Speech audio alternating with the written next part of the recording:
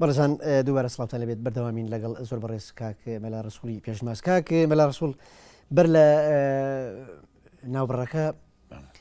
تۆ خەریکی خوێندنەوەی ئەو شعری هەژار بووی کە بۆ یەکێک لەو مەلایانەی نووسیوە کە واژووی لەسەر لە سێداردانی پێشەوە قازی کردو. ئەگەر کۆپلێک ما بێت لێ بەردەوام. بەڵێ هەر لەو بەرەو مکریاندا کاکەژار دەسەت خانەقایەکە وەختی خۆی لەگەڵ کاکەملی لەوێ خوێندویانە باسی ئەو برای شێخ محەممەدی شێخی برهانی کە پیاوێکی زۆر گەورە و نورانی بوو و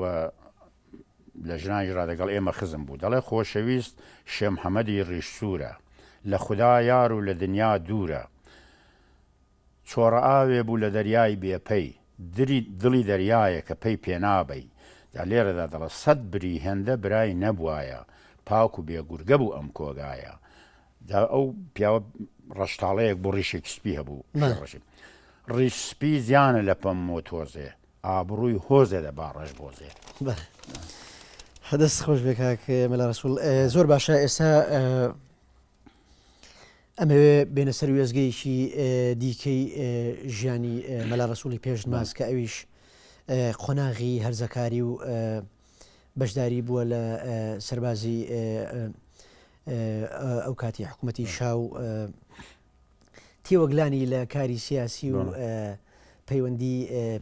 پەیوەندێنی هەنێکانی خۆی لەگەڵ حەسەن ڕزگار و هاوڕێ و هاو خەباتەکانی لە ڕۆژگاریە. بۆیە ئەمەوێ ئەو پرسیارە بکەم کە ئایا مێژووی بەشداری مەلا ڕسوولی پێشنماز لە کاری سیاسی و تێوەگلان لە سیاست ئەگەڕێتەوە بۆ کەی و چۆن دەستی پێکرد؟ پێش من کاک حەسەنی ڕستەگار کەمە هەردووکمان لە کاری وەرزشی و ئەوانەدا بە تایبەتی کاک حەسەن نێوەنێوەبانگێکی یەکجار زۆری هەبوو لە هەموو وارەکاندا. جەماعەتێکمان کە لە دەرەوە بوون بە نێوی عەبدوڵڵای ساقی ئەحمەد تۆفیق و سولەیمانی معینی و خادر شەریف و خودی دکتۆر عەبدوڕەحمانی قاسم لەوانە ئاوارە دەبوون و پەڕیوە دەبوون. ئەو تەشکیلاتە کاک حەسەنیان خۆش بۆەوە تقریبەن وەک مەسوولی لاوانی مەهاباد بەنهێنی کاری دەکرد. هەتا لەگەڵ منیش باسی نەدەکرد. ئەمن هەستم دەکرد، دەمزانیەوە کارێک دەکات لە منی دەشارێتەوە، بەڵام ئاشکرای نەدەکرد. ئەوە دەگەڕێتەوە بۆ ساڵی تقریبەن 55 و 4 و 6 و 7 و ئەوانە. لەو کاتەیەوە بەرەبەرە لە ڕێگای وێەوە ئەمەدە جریانی کاری سیاسی وەردرام ئەوەڵین شتەکە ژیرانی کاک جەلیلی گادانی بوو کە ساڵی 1959 باڵێ 1959 کە هێنایەنەوە مەهاباد. کاک حەسەن داوای لە من کرد ئەوە شتێکی ئاوا هەیە بە هەر جوورێکی بێ ئەگەمە بۆمان بکرێ. ئەمیژە دەمچووم داڕتەشەوە دەرەزدار بووم ئەوانە، بەڵام لە خانێ بووم. دیکە داوای لێکردم هاتمەوە باسی کرد کوتی شتێکی ئاوا هەیە لە پادگانی مەهابادەیە ئەتۆ ڕەفیق و لە ماسکەری مەهاباد شتۆرە. ئەمەش دەبوو بێمەوە مەهاباد و کارە بکەم. ئەم پێم کوکتم ئەمە لێرە سەرهەنجەکەیە زۆر بەرتیل خۆرە، ئەگەر ئەمە 500 منمان هەبێ بیدێنێ لە ماوەیەکی زۆر کووردا من نەق لێرە دەکاتەوە. چەند نەفرێکی دەرەزدار لێر ڕەفیقی منن لەو شوێنێک کە ئەوی لێیە نیگەهبان و حرەس شت دەبن، ئەمە دەتوانین لەو ڕێگایەوە بیفرێنی بە بەهانەی خۆی نەخۆشکا و خەستخانەکەش لە گۆشەیەکی بوو لە معسکەرەکە. وا بوو کاک حەسەن لە پشتەب ئەلان بۆتە شار دەیەکە بە نێوی پشتەب، لەوێ عەبدوڵڵای ساقی و ئەحمەد تۆفیقی چاو پێکەوت بوون و دەگەڵ چەند برادێکی دیکە پێکوتم شتێکی ئەوەیە. فەقر بۆ ئینسان یا بۆ حیزب بۆ جریانی سیاسی زۆر ناخۆشە. 500 من ئەوان قەولیاندا بوو بیدەن نەبوو. ئەمە هەر چاوەڕێ بووین کە پەیوەندیش بە کاک جەلیلەوە گیرا لە ڕێگای ئەو حرە سوشتانەوە دیارەوە کردبێ من ئەو دیوارە ئەتراف کە تازایان گرت پێستا هیچ باسخواز نەبوو. باشە ئەو کات ببورە کاک مەلا ڕسوول. ئەو کات جەلیلی گادانی بەرپرسیارەتی سیاسی چی بوو یاخود بەڵێم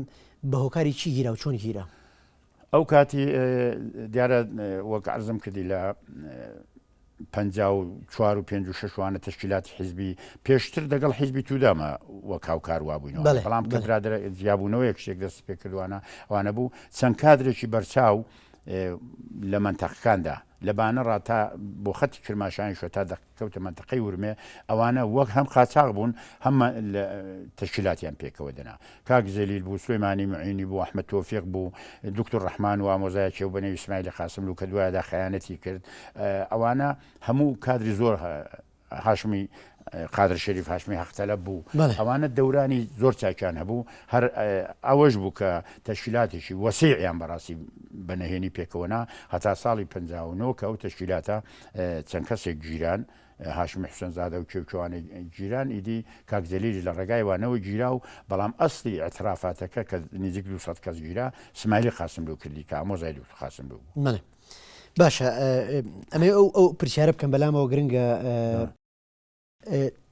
لە پاش ڕوخانی کۆمار و لە بەرێگەڵۆشانی ژێکاف و حیزبی دیموکرات تا چەند کوردانی ڕۆژهەڵات لە کاری سیاسی و جوڵانەوەی سیاسی دوورکەوتنەوە یا بە بڵێم ئەگەر بەڕێشی پێم بڵێ ساڵی چەند جوڵانەوە لە ڕۆژهڵاتی کوردستان لە دوای ئەو کارەساتەکە بە پیلانی دەرەشی بەسەر کۆمار و دیموکراتە هات دەستی پێکردەوە چیە بوون ئەوانەی کە یەکەم جار دەستیان پێکردەوە ئەگەر ناوەکانت تشکیلاتی سیاسی لە کوردستاندا ئەو دەم دوای قازی محەممەد و دەورانێک کپی دەورانێک زۆر ماتی و بێدەنگی بەڵام دەدوایەدا بە هاوکاری لەگەڵ حیزبی تودا ئەو تشکیلاتە دەستی پێکردەوە ئەوە ساڵی چەند بوو ئەگەر ئەوە ساڵی تقریبان دەبێتە 54 ئینسانە سەرناسەکان کە زۆریشان چەپ بوون دەبێتە دکتۆر قاسملو غەنی بلووریان عەزیزی یوسفی ئەوجار لەولای عەبدوڵای ئیساقی ئەحمەد تۆفیق سولەیمانی معینی دکتۆر عەلی شەریعەتی کە خەڵکی سنەی بوو دکتۆر عەلی مەولەوی دکتۆر عەلی شەریعەتی کوردە یا فارسە کوردە بەڵە خەڵکی سنەیە ئەو ئەدیب و نووسەرە گەورەی کە ناناو دکتۆر عەلی شەریعەتی کەمان هەیە بەڵە ناوە هەونی ئەو فارسە و شیعەیە بەڵێ بەرچاوڕوونی ئەو ئینسانانە تشکیلاتیان تێکەڵ دەگەڵ حیزبی تودا تێکەڵ دەگەڵ حیزبی تودا پێکێنا ئەو تشکیلاتە جوا بوو بە حقەت ینی وا بڕیاردرا بوو هەر ئەندامێکی حیزبی تودا هات با کوردستان خود بە خود دەبوو بە دێموکرات هەر ئەندامێکی دێموکرات چۆ باشارەکانی ئێرانێ ینی وەک تودا حسای بۆ دەکەن ئیتفاقێک بوو لە بینی دەورانێکی زۆر باش بوو هەتا ئەو کاتانە کە برادرانی مە و هەڵوەدا بوون و دوای 59 کە بەشی زۆریان هەڵوەدا بوون و ئەو مۆزۆعێکی دیکەیە کە هاتن لە سلێمانی یەکتریان گرت. بەڵێ باشە دوای ژیرانی جەلیل گادانی زۆری پێ ناچێت حەسەن ڕزگار و سەید ڕەسوڵی بابی گەورە و عەلی مەولە و نزیکی 200 کەس بەڵێ 200 کەس دیکە دەستگیرەکرێن ئەو کات تۆش لەژێر چاودێریا بوویت ئەو کەسێتیانە بۆچی دەستگیرکران دواتر چۆن ئازادکران بارودۆخیان لە زیندان چۆن بوو تا چەندمانەوە ئەوانە کە گیران دیارە بەشی زۆری لەسەر ئەترافاتی ئەو اسماعیلی قاسملو و بەشێکی دیکەش زعفیان نیشاندا بوو بە حقیقەت تشکیلاتی ئێمە لە منتقەی مەهاباد و سەردەشت و بانە و بۆکان وانە لە هەمووی لە بەرێکەڵوەشە ئەوە ئینسان یعنی اسماعیلی قاسملو ئەوان دانیان بۆ دانابوو کە جوڵانەوەیکی سیاسی هەیە و ناوی شخصەکانی شانوت بوو ئەترافیان بەڵێ اسماعیلی قاسملو عیلەتەکەی بۆ زۆر کەس کە ئەمن هەر بە نووسی و مۆبرادری دیکەژەوە کتویانە ڕوون بێتەوە اسماعیلی قاسملو دەگەڵ دکتۆر عەبدوڕەحمانی قاسملو کە دوو ئامۆزا بوون ئەویش وەکی باسییان دەکرد خوێندنی باڵای هەبوو لە وەک دکتۆر قاسملوی زیرەک بوو هەتا لە بەر زیرەکانی کردبوویان بە بازڕەسی تەشکیلاتی حیزب لە منتقەی بانە و ئەو ناوەی ئەوە بوو کە خەڵکی زۆر بەگرتندا هەموو ینی ناوەکان و نەهێنیەکانی دەزانی کە گیراژ بەشێکی ئەوەی کەمە بیستمانە باسییان کردو لە داخلی دکتۆر قاسملوی چونکە قەولی پێداوە دکتۆر قاسملو پێی کتۆکتوێتی ئەگەر ئەتۆ بگیرەی ئەمە دەتوانم ڕزگار بکەم کە وەختێک خەریک من دەداوکەون بەڵام ئەگەر ئەمن بگیرەمە تۆ من پێنەوە ئەگەر گیراشێ ئەمن وا دەکەم ئازا بی و یەکسەر بڕۆی ئەوروپایە کە گیرا دکتۆر قاسملوش بۆ خۆی ئاوارە بوو هەڵات ئیدی ئەوە مایەوە کە مایەوە ئەو عینادیە وای کرد کە ئەو پیاوەی ئەترافی لەسەر تەواوی تشکیلاتی حیزب کرد ئەوە بوویدی ئەو مامەغەنی و حەسەنی ڕەستگار و سەید حەسەنی هاشمی و سەید ڕەسوڵی بابی گەورە و هەرچی کە تۆ لە منتقەدا بیست و تا هەمویان گیران هەمویان گیران بلا فاسیلە 4-5 نەفەریان غەنی بلووریان عەزیز یوسفی ئەو دکتۆر شەریعەتی ئەوانە کەوتنە ژێر ئیعدام ماوەیەکی زۆر لە ژێر ئیعدامدا باش لە ساڵی 1960 حەسەن ڕزگار و زیندانی کوردەکان ئازاد دەکرێن چۆن و بە چێ مەرجوو ئینەک ئازادکران ئەنواعی واستا بوو ئەنواعی واستە دەکرا کەودمی ئەو ژێنەڕاڵ و شتانەی دەوری شای بە ناسیاوی بە تێکەڵای ئەوانە ئێمە ڕئیس عشیرەتی مەنگوڕ کە دەگەڵ ئەمە لە قەدیمەوە خزماتی یان هەبوو عەبدوڵای بایزاغای دەگەڵ تیمسارێک بە نێوی عەلەوی دۆستایەتی زۆری هەبوو نێوی حەسەنی دابۆیە ئەوانە وەک بیسمان لەو ڕێگایەوە دەنا ئەویش بە ئەبەد محکوم بوو ینی هەتایی ئەوانە بەڵام ئەوانە هەروە هەر یەکەی بە شێوەیەک و بە دوای وی کە زۆریان اعترافیان نەکرد بوو زۆریان شکنجە و ناڕەحەتی بەسەرهێنا بوون و ئەوانەی دی بەشی زۆریان ئازاد کردن باشە بارودۆخی خۆت ئەو کات چۆن بوو کە تۆش بڕێک لەژێر چاودێریە بووی چۆن خەباتی نێنیتان نەکرد ینی لە دوای گرتنی ئەو هاوڕێ و هاوخەباتەکانتان ئایا کاری سیاسی پەشی نەکەوت لەو ڕۆژگارایە ئێوە تووشی جۆرێک لە دابڕان نەبوون لەو کاتایە هەر بەردەوام بوون ئەو کاتێکەوانە گیران ئەمن لەو ئەکسانەکە هەیە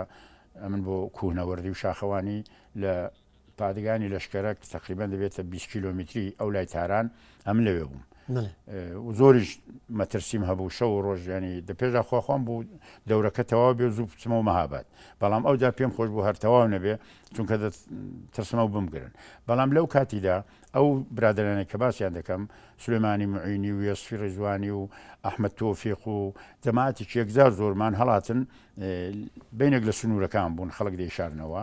پەیوەندی تەشکیلاتیان هەستەیان هەبوو فلانوانە بەڵام دەدوایدا هاتنە کوردستانی عێراقی بە هاوکاری حیزبی شووعی لە سەرچنار شوێنێکیان بۆ کردنەوە بە نێوی کۆمۆن و هەر حیزبی شووعیش یارمەتیان دەکردن ئەوەش بۆ خۆی داستانێکی دیکە پاشتر باسی ئەو بارودۆخەکەن ئێستا ئەمەوێ هەر لە بارودۆخی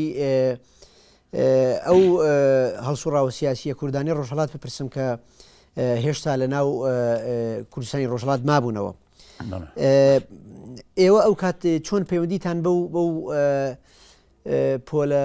سیاست مەدار و ڕۆشنبیر و خوێنەوارانەوە کرد کە لە 58 و 59 ئێرانیان بەجێهێشت بوو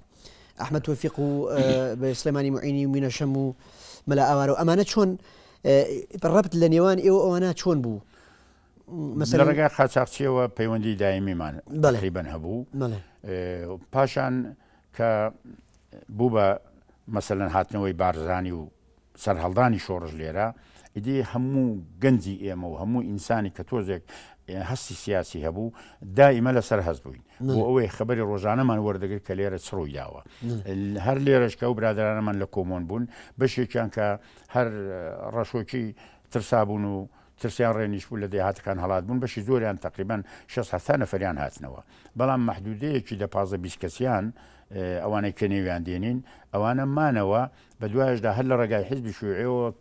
واسایان بۆ کردبوون کە لە بەغدا وەک پەنابەر وەرگیرا بوون کە وەرگیرا بوون دەبێتە 61 کە بارزانی بەسەردادێتەوە ئەحمەد تۆفیقیش پەیوەندی خۆی دەگەڵ بارزانی بە هیچ شێوەیەکی چ ڕێگایەکی دیوەتەوە هەر هەیبووە بۆ نمونە هەر ئەو دەورانی کە ئێستا بارزانی نەهات بووە کە مەلا حەسەن مەسئولێتی لە مەهاباتە بوو دووسێ وێنەی ناربوون دێک بە نێوی ئافان ئەو کاک جەلیل و برادران دایان نابوون ئەمن چوومە وێنانم ئەو پێشگرتنیوانیشە چوون ئەو وێنانم هێنایەوە مەهابەتێکیان بۆ مامۆستای من بوو کە شارێکی زۆر عجایبی لەسەر ئەو وێنەی داناوە کە ئەمن نەبێ کەس نێتی دنیا یەکجارم بۆ لەسەر داوای دۆستێکم بۆ کاکنێ چیرم نرد یەکیان بۆ مەلا حەسەنی باوەڕکە ئەوەی مەلا حەسەن لە شەوی ئەوەڵ و دووەمیدا لە سابڵاغی ڕەنگە 100 ماڵی کرد بێ وێنەی مەلا مستفای بۆ ئەوەی کە دەستی ئەدێرەدایە بە قاتی ئەفەندیەوەیە ئەوانە لە پشتی ئەحمەد تۆفیق بە خەتی خۆی نووسی بووی بۆ پێشکەشە بە برای عەزیز و زیندان قارەمانی زیندان شکێن کاک حەسەنی ڕستەگار ئەوانە هێمنیش کە وێنەکەی بەدەستی دەگا هێمن دایمە ڕاوی دەکرد دەیەکەشی بنارێکە و شاخێکە لە پشتستان هێمنی شاعری دەست دەداتێ و دەچێتە شاخ ئەوە چەند شارێکی کە لە بەرما بۆ دەخوێنمەوە جارە بۆ خۆی زۆر گریام مەلا مستفای چۆن دیوە و بۆ خۆی و دەمی شاعیرێک بۆ دایم بە دەوری قازی محەممەدی بۆوانە بەڵام دەدوایەدا ئەو شارەی بۆ هاتووە بۆی داناوە دەڵێ وێنەت گەیشتە دەستم و ڕوون بۆەوە چاوی من ساڕێژ بوو زامی کۆن و برینی هەناوی من شاگەشکە بوو دڵم دڵی پڕۆینەت و غەمم پاش ئەو هەموو گرینە بزا هاتە سەردەمم ئەی بابی کوردی ئێڕۆڵی ئازا و قارەمان ئەی کاوەی زەمان و هەڵوی کێوی بارزان زنجیر پسێنی تۆڵەستێنی باسی نازام چی ئیدی پێدادێت خوارێ ئەو شارە زۆر دوور و درێژە ئەکسەرێتشم لەبەرە بەڵام زۆر خاوێنە زۆر باشە کاگە مەلا ڕەسوڵ ئەگەر پرسیار لەسەر ئەوە بکەم کە ئێوە ئەو کات چۆن لەگەڵ گەڕانەوەی مەلام سەفەی بارزان لە سۆڤێت و پاشان هەڵایسانی شۆڕشی ئەیلول لەگەڵ ئەوەی کە هەندێک لە هاوڕێەوە خەباتەکانتان هاتبوونە باشوور و جوڵانەوەیشیان دروست کرد و لێرە ئێوە بۆچی لە ئێران مانەوە یعنی بۆچی لە گەڕانەوەی بەلام سەفا و هەڵایسانی شۆڕشی ئەیلولە نەهات نەباشوور بۆ ئەوی درێژە بە خەباتی سیاسی خۆتان بن لێرە مەجبورم نوکتەیەک باسکەم بۆ ئەو پەیوەندیە ئەمە کەماینەوە بەدەقە چاوە ڕێبووین ینی لە برادرانی خۆمان لە تشکیلاتی خۆمان خبرێک بزانین لەو کات و ساتیدا کە بارزانی هاتۆ لە چیاکانە وەحمە تۆفێک وەک نەفەری یەکەم دائیمە لەگەڵێتیوانە ئەو کاگمینە شەمی شەهید کە باسی دەکەی قاچەقچێتی دەکرد خەڵکی منتەقەی سێر نەستان بوو ئەمیش لە دیژبانی شاری مەهاباددا بووم کە دیژبانیش قودرەت بوو بەتایبەتیم بۆ خۆم کە خەڵکی منتەقە بووم و کارم زۆر لە دەستدات ئەو برادەرە مینەشەم کە من نایناسم بەڵام منتەقەیان دەناسم بەڵام ئەوان بەنێو هەموو ئەمە دەناسنەوەنە گیرا شتی لێ گیرا و هێنا بوویان شارەوانی برادێک بەمنی کودەوەی کە صاحب ماڵەکە بوو کوتی پیاوی چاباوانە گیراونیەکان دەماچێ پێ تا ئێستا نێوێراوە یا دەریە بێنێتی ئەگەر وەک پیاوەتێ بکەی ئەوە دەماچەکەی لێ بگرن دەیکوژن ئەمە چوومە شارەوانی دیژبان بووم کەس پێش پێ نەدەگرتم چوم چەند کوردێک لەوێ دانیش بوون کوڕێکی کەڵەگەت بوو مینەشەم بە ڕەحمەت بێ ئەوانە و کوتم کاگمینە کێیە هەستا هەوا زۆر گەشایەوە کە من بەلی باسی ئەرتەشەوە ئەو شڕ شڵاتم پێوەیەوانە زۆر بەخۆشیەوەوانە پێم دانووسا ماچی کردم و تا عینی ماسکردنەکەیدا کوتی بە قوربان ما و ئەورم لە کۆڵکەوە ئەوانە ئەوە دەوانێ منرە بەهەرحاڵە منە دەمانچەم لەو پیاوەی وەرگرت و کوتم غەمت نەبێ بۆم تەحویلی ئەو پیاوەیدا کە قسەی لەگەڵ کرد بە دوایەدا وەڵاو ئەس شتانشان کە لێگر بوون هەموو کارێکیوەمان کرد بە نیوە قیمەت خەڵک بیان کڕێ زۆر بەهرزان و بیانداتەوە کە نەجاتماندان هەر ئەو نەجاتدانە مینەشەم بەخۆی و بە دوو کوڕی خزمی یەکسەر هەڵات بۆ کوردستانی عێراق و لە چای برادۆست خۆی گەیان بۆ کاک ئەحمەد تۆفیق لەوێ ئیدی ئەو باسێککە جێڕا بوو لەسەر ئێمە ئەوانە سلەیمانی معینی و کاکە جاروانە پێکەوەن ئەوە بوو کە لەوێ ڕاست سلەیمان پەیوەندی بە کاکەسای ڕستگارەوە گرت بوو داوای لێکرد بوو بە هەر شێوەیەک بێەوە چەند نەفرتان بێن بە تایبەتی نێویمنی شوێنا بوو کاریش تاگرێت باشە کەواتە لە ساڵی 1963 ئیدی ئێوە لە ڕێگەی ئەو نامەی ئیسلەیمانی معینیەوە کە داواتان لێکە بچنە باشوور و درێژە بە خەباتی سیاسی بن و هاوکاری ئەوان بکەن نامەکەتان چۆن بەدەستگەشت و لە ڕێگەی کێ و دواتر چۆن توانیتان لە ئێران هەڵێن و بێنە باشوور و ئەو بارودۆخە چۆن ڕوویدا ئەگەر ئەمە و نامەمان لە ڕێگای قاچاقچیانەوە بۆ هات و هەمیشە لەسەر هەست بووین بۆ خۆمان لەگەڵ مەلا حەسەنی حسەنی مەدەنیش کە کوڕی خاڵی مەلا حەسەنیە ئەو سەیە ئاگامە لە یەکتری هەبوو دەگەڵ کاکسەد حەسەنی هاشمی ئەوی شەر کوڕی خاڵ و کوڕی پوری منیشە ئێستا لە سوێدە ئەمە لەگەڵ ئەو چوار نەفەرە تەبانیم هەمووشمان خزم بووین تەبانیمان کرد کە ئێمە بڕۆین ئێمە ئەو سێمان من و مەلا حەسەن و حسێنی مەدەنی حاضر بووین کە بڕۆین کوڕێکی زۆر خۆشەویست ڕەفیقمان بوو بەنێوی چی قادری فەتاحی کاک قادری ئەوەش هەستی کرد ئەوانە ئەویش خۆی لێ ئەوەکردین کاک حسێنی مەدەنی لە بۆکان معلیم بوو لەوێش دەگەڵ یەک دوو کوڕی مەهابادی باسی کرد بوو یەکێکی لەوان بەنێوی ئیسماعیلی مەشەری خۆی لێ کرد بە بار کوردبی ئەمە تازە پێم زانیوە ئێوە دەڕۆن ئەگەر نەمبەن خەبەرتان لێدەم ئەوە بوو ئەمە ئەو پێنج نەفەرە هەمومان ماوەی دوو مانگ مانگونیوێکی ڕانکوچۆغە و شڕۆشەڵاتی خۆمان ساز کرد و لە مەهاباد ڕۆژێک پێشەوەی بڕۆن ئەمە کێشێکی زۆر خراپمان بەستۆدابرا چونکە بەڕاستی کاری ئەو وەختی کاری سیاسی ئەو وەختی بەشێکی لە مەهاباد وا بوو بە لێدان و ئەوانەی ئازابوون و قارەمان بوون بە لێدان لە ئەفسەر و لە ژاندارمە و لەوانە لەسەر خەڵکی دێهاتی تێگرا شەوێک ئەمە لە شوێنێک ئاخر شەویشمان بوو کە سپێنێ دەی ئیتر بەهابەت بەجێ بێڵن و بەجێبێن مەلا حەسەن زۆر محافزەکار بوو هەمیشە زۆری هەوڵداکە ئەمە ئەو شەوەی نەچین دابنیشین و ئەوانە چونکە چەند کەسێکمان هەن بەتایبەتی ئیشارە بە من دەکرد شەڕ دەکەن ئەمە ئەو شەفەرەی شەوەی سێ چوار ئەفسەر و دەرزدارمان لێ پێدابوون بەڕاستی وەک بە ئەمەش بە سڵامەتی بارزانی و نازان ئەوانەمان دەکوت دەوانە هەستیان پێکرد وەک تەوهینیان بەمە دەکرد پێیان ناخۆش بوو پێیان ناخۆش بوو یان ناندەزانی بەڵام کەلیماتی چەند گوێ لێ دەبوو بەهەرحاڵ ئەمە جارێک پێکەڵپڕژانێکمان بوو دەدوایەدا بوو بە شەڕ ئەو چوار پێنجەکەمان وا لێکردن بێلەزەتمان کردن لەو تەواوی ئەو شوێنە هەمووی مێزشکات دنیا بۆ سەرێگەڕاوانە دیدی لەوێ ڕفیقێکی مەگیرە ئەو سمای لە مەشیری ئەمە مەلا حەسەنمان بەزی کوتمان ئەو بگیرێ ئازاد نابێت چونکە زۆر مەشهور بوو ئەوانە بێت وا بۆ یدی بۆ بەیانی ئەمەوانیشمان ئازاد کرد مەلا حەسەن وانە من بەڕێ کرد ڕۆژ دوو ڕۆژ پێش خۆم بۆ منتەقەی گاگە شوانە کە هەمووی منتەقەی خزم شتی ئەمەوانە ئەمن 24 ساعت دوایوان هاتم لە سونێ گوندی عێراقیە لە پشتی خەڵازێ لەوێ یەکترمان گرتەوە باشە دەوترێ لەو نامەیە کە بۆ ئێوە هاتووە بۆ ئەوەی مەهاباد بەجێبێڵن و بێنە باشوور و بەشداری شۆڕش بکەن دەوترێ باز لە بوونی ناکۆکی ناوخۆی و کێشە و گرفتی ئەو کاتی ناو ڕیزەکانی حیزبی دیموکرات کراوە ئایا ئێوە وەکو چارەسەرێک بۆ ئەو کێشە و ناکۆکیە نێوخۆیانەی حیزب ڕۆشتن یاخود هەر بڕیارتان نابوو کە ئیتر بە یەکجاری مەهاباد بەجێبێڵن و بێنە باشوور و بەشداری لە شۆڕشەکەی بکەن ئێمە کە هاتین ماوەیەک لە خلاص ماینەوە لە خلاصەمانەوە کەس لەسەر ئەو کوڕی کە بنێوی اسماعیل نەمەشیری بوو وەختی خۆی لە تاران دەگەڵ ئەحمەد تۆفیق و سلێمانی مەعینیوانە لە تشکیلاتدا ببوو دەورانی مصدیقی بەڵام مەسوولی ماڵی دەبێ جا پوڵێکی چەندیان دەبێوانە دەچێت سەفەرێکی کوێت دەکا و پوڵەکەی دەخوا ئەحمەد تۆفیقی لەو لێ کۆڵێنەوەشتانە زۆر ئینسانێکی دەقیق و جددی بوو ئەوە کە هات ئەمەیدی لە خەڵازێ کوتیا منەوەی قبول ناکەمەوە لە حیزب دەرمان کردووە وەختی خۆیان ساڵی تقریبەن 1970 ئەوە قبول لەسەر ئەوەی مەلا حەسەنی دەگەڵ خۆی برد بۆ چایبرا دۆست و بارگای بارزانانی بەڵام کوتی ئێوە ئەوە ئەمە قبولمانێ مەشمان ئەمە قبولمان هێناوان لەسەرەوەی ئەمە نزیکی 25 ڕۆژ لە خەڵازێ ماینەوە بەڵام 4 کاغەزی بۆ بەجێهێشتین 5 یەکیان بۆ هەباسی مامە داغای چون ئەحمەد تۆفیق بەنێوی بارزانیشتی دەنووسی یەکیان بۆ مەحموود ئاغای چۆمخڕەکەی یەکیان بۆ میناغای گربداغی یەکیان بۆ عەلی حەسەن ئاغای خولاسە ئەو کاغەزانەی بەجێهێش لە هەمووی نووسی بووی ئەوانە میوانی شۆڕش و بارزانین احترام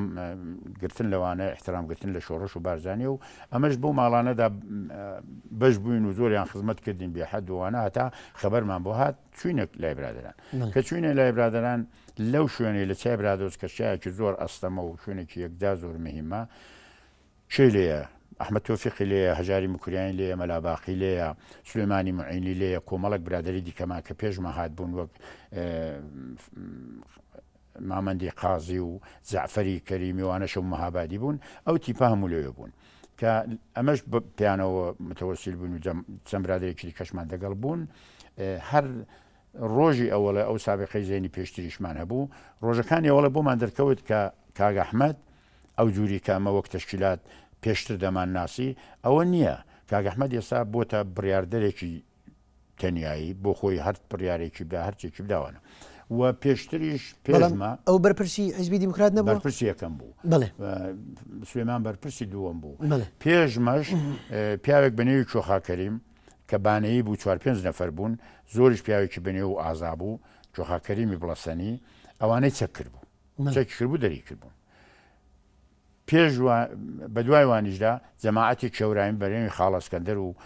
کاوە هەورامی ئەوانە ئەوانی شەرچەک کرد بوو ئەوە ژەمە سابقە زەهنێکمان بۆ هاتە پێشێ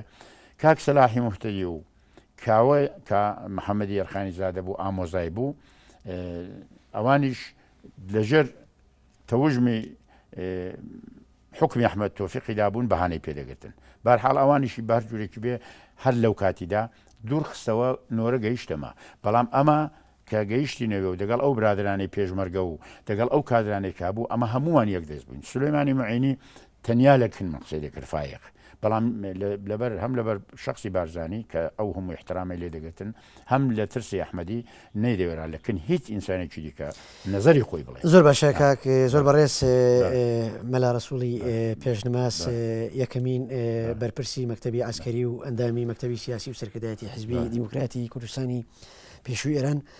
سوپاس بۆ بەشداریت لە حەڵقەی یەکەمی بەرنامەکە هەوڵێن لە حەڵقەی دووەمە بچینە سەر بارودۆخی ساڵانی 63 و هاتنی و ناکۆچەکانی نێوە لەگەڵ ئەحمەد تۆفیق بەرەزان ئەڵقەی یەکەمی دیدارەکەمان لەگەڵ زۆر بەڕێز مەلا ڕەسووڵی پێشنماس بە کۆتا گەیشت تا ئەڵقەی دووەم و بێگەیشتنەوە بەخواتان ئەسپێرین خواتان لەگەڵ سوپاس.